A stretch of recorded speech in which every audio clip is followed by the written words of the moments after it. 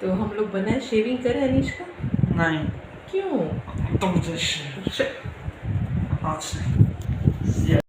Shaving करना है कि नहीं करना? नहीं। लेकिन ओके, अगर नहीं करोगे तो फिर तुम हैंडसम कैसे लगोगे? मम्मी कहेगी शावर करोगे, कहोगे नहीं करना। उसके बाद मम्मी कहेगी ओके बर्गर खाना है, burger McDonald's Milo burger. McDonald, तो तुम शेविंग करोगे? McDonald's Milo. Okay McDonald Milo, तो शेविंग करोगे? जी। करें? जी। प्रॉमिस? प्रॉमिस नहीं। हाँ। All the best. शुक्रिया। शुक्रिया। लेकिन तुम पहले ये बताओ, तुम करोगे कि नहीं? शेविंग करोगे? तो शेवर लेकर आओ, मम्मा शेव करे, फिर हम ऑर्डर करेंगे मैकडोनल्ड। ठीक है। ठीक है? ओके, तो वो कहाँ है? McDonald's Milo. यस, शेवर कहाँ है? आइए। शेवर कहाँ है? गो एंड ब्रिंग, गो जा लेकर आओ, लेकर आओ जल्दी जल्दी लेकर आओ, नहीं तो मम्मी नहीं मंगाएगी मैकडोनल्ड।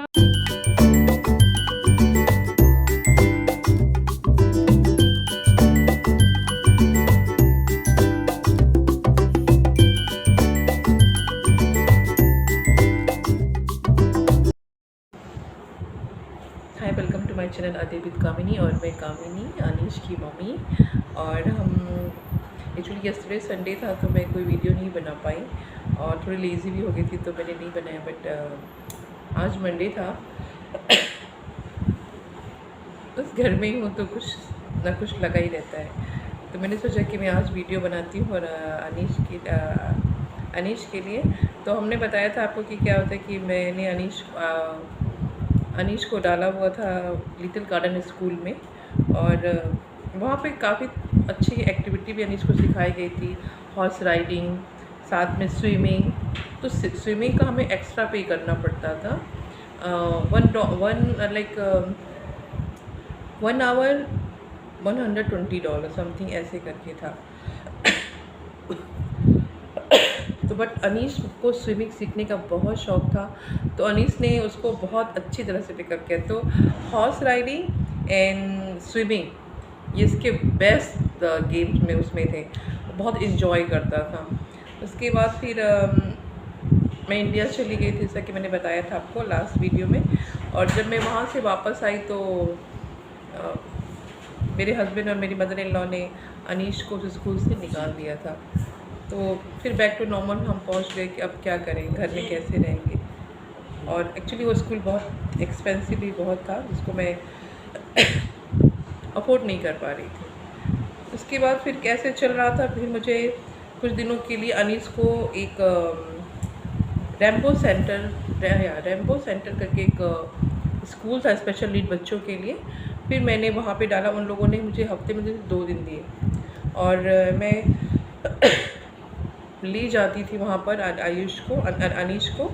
और फिर मेरी आदत थी ना, मैं ऑब्ज़र्व करती थी, मैं बैठकर देखना चाहती थी कि अनीश कर क्या रहा है।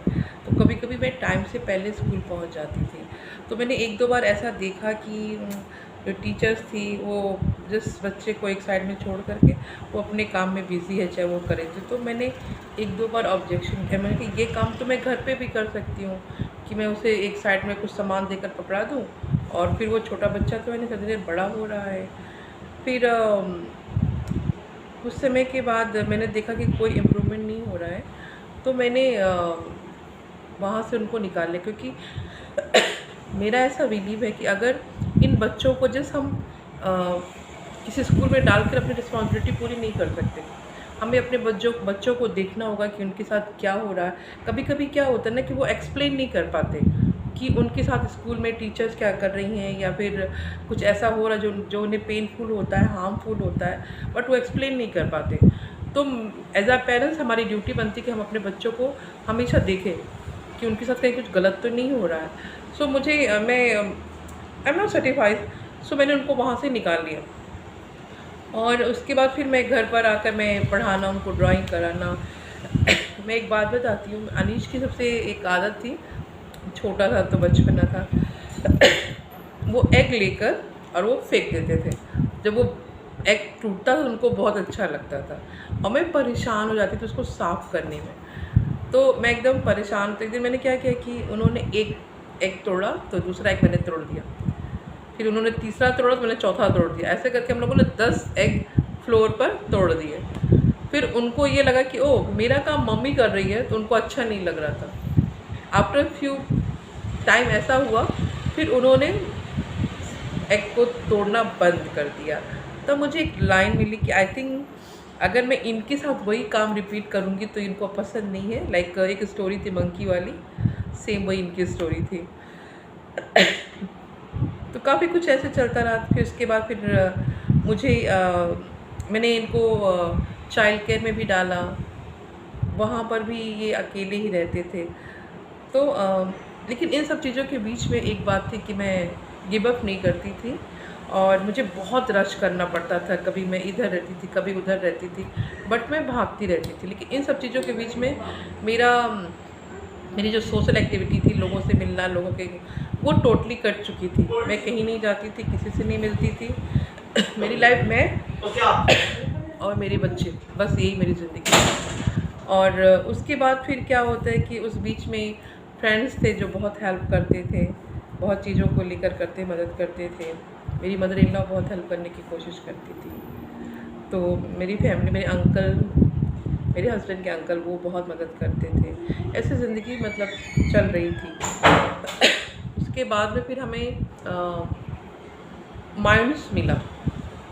यहाँ पे एक स्पेशल नीड स्कूल है, गवर्नमेंट का स्कूल है, माइंड्स। तो मैंने उनको उसमें डाला। और तो उसमें मुझे ये अच्छा था कि ऑटिस्टिक बच्चे ऑटिस्टिक क्लास में हैं, डाउन सिंड्रोम क्लासेस में हैं। सो बच्चों के लिए एक मतलब मैसी नहीं होता था, क्योंकि कुछ बच्चे ऐसे होते हैं ना कि जो बोल नहीं सकते।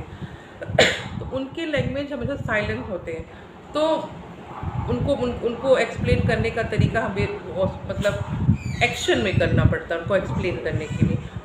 ऑटिस्टिक बच्चों में होता है कि वो बोल सकते हैं, वो अपनी बातें बता सकते हैं। तो और अगर ऐसे बच्चों को मिक्स कर दे तो जो बच्चा बोलता है ना, वो भी बोलना बंद कर देता है, फिर वो भी वही एक्शन फॉलो करने लगता है। सो दैट्स वाई मैं थोड़ा सा इस बात को लेकर डरती थी। और ये बच्चे जो है ना चीज़ों को बहुत ईजिली कैच करते हैं, कि अगर कोई बच्चा शाउट कर तो उसको देखती थी कि ये भी शाउट करना शुरू कर देने। तो बहुत सारी ऐसी चीज़ें जो मुझे एज अ पेरेंट्स आपको ऑब्जर्व करनी पड़ेगी कि आपके बच्चे में क्या चेंजेस आ रहे हैं और क्यों आ रहे हैं, कि कहीं वो जा रहा है।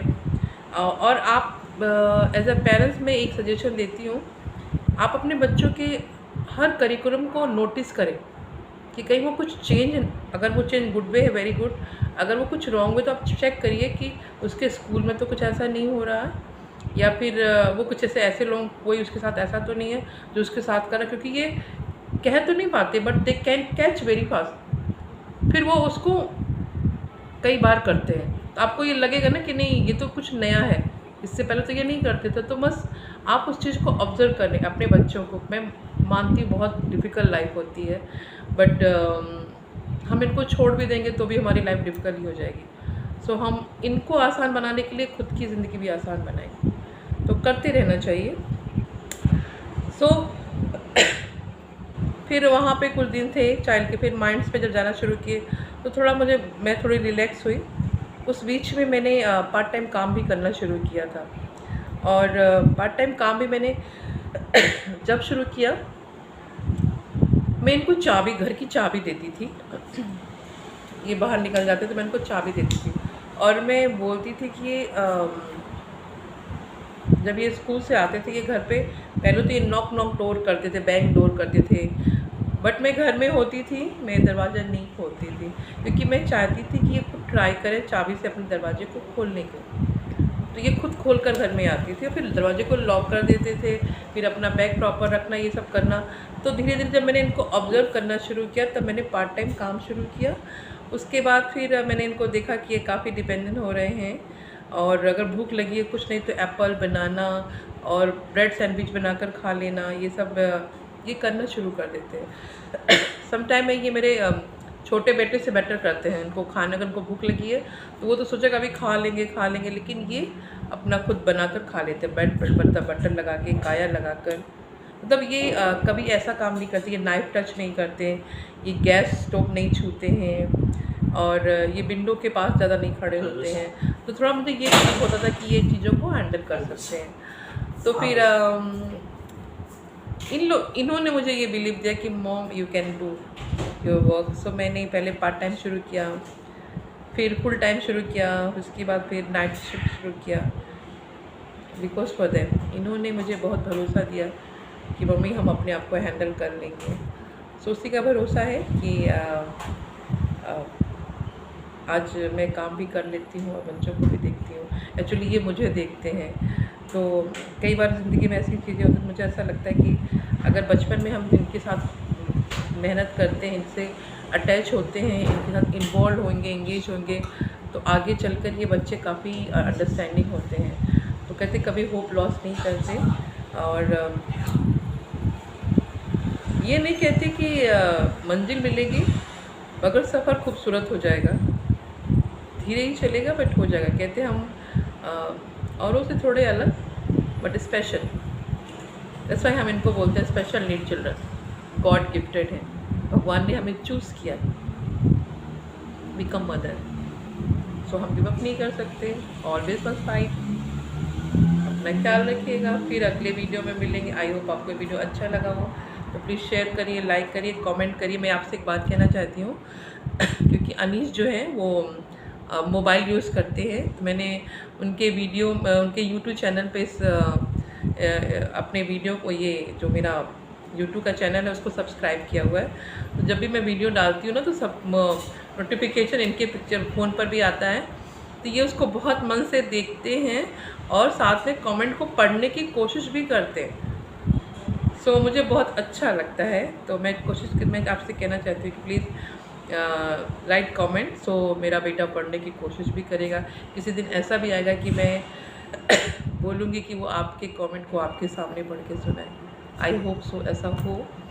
सो प्लीज़ लाइक करें, सब्सक्राइब करें, एंड कमेंट भी करें, शेयर भी करें, और अगर कुछ और जानना चाहते हैं तो प्लीज़ मुझे बताएं, तो मैं उस पर भी बातें करने की कोशिश करूँगी। Thank you so much, bye.